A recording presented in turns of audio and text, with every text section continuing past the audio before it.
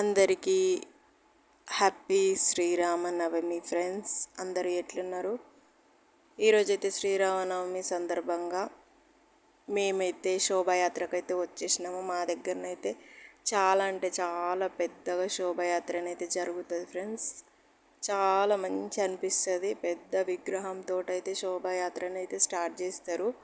చూడండి ఎంతమంది జనాలు ఉన్నారు అని అంటే, నేనైతే ఆల్రెడీ అదే పెట్టేద్దామని అనుకున్నా. కాకపోతే అక్కడ మ్యూజిక్ కొంచెం అంత వస్తుందని చెప్పేసి నేనైతే వాయిస్ ఓవర్ అయితే ఇస్తున్నాను.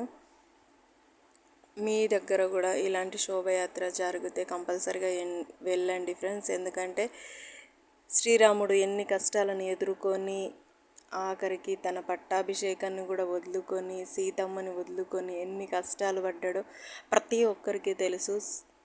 రామాయణం అనేది దాని గురించి అయితే ప్రత్యేకించి చెప్పాల్సిన అవసరం లేదు ఎవ్వరికి కూడా.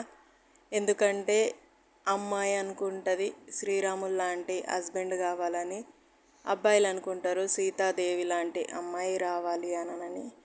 అంత గొప్ప వాళ్ళ గురించి ఎంత చెప్పుకున్నా కూడా తక్కువే నాకు తెలిసి. అందరికి కూడా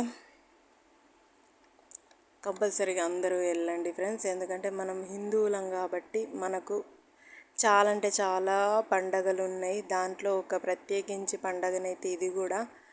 ఎందుకనంటే శ్రీరాముడు అంటేనే చాలా ఇష్టం ప్రతి ఒక్కరికి కూడా. ముసలోళ్ళ నుంచి యంగ్ ఉన్న వాళ్ళందరికి కూడా శ్రీరాముడు అంటే చాలా ఇష్టము. మా సైడ్ అయితే అంటే చాలా మంచిగా జరుపుతారు. సాయంత్రం 5 నుంచి అయితే శోభయాత్ర అయితే స్టార్ట్ అయింది. ఆల్రెడీ తిరుగుతూనే ఉంటున్నాం మేమైతే ఫుల్గా. చూస్తున్నారు కదా ఎంతమంది జనాలు వస్తారంటే ఫుల్గా ఎక్కడి నుంచో వస్తారు. మా చుట్టుపక్కల ఉన్న పల్లెటూర్ల వాళ్ళు కూడా వస్తారు. పాపం వస్తారు. ఎంతో సేపటి నుంచి వెయిట్ చేసి అయితే లాస్ట్కి అయితే ఇక్కడికైతే చేరుకున్నాం.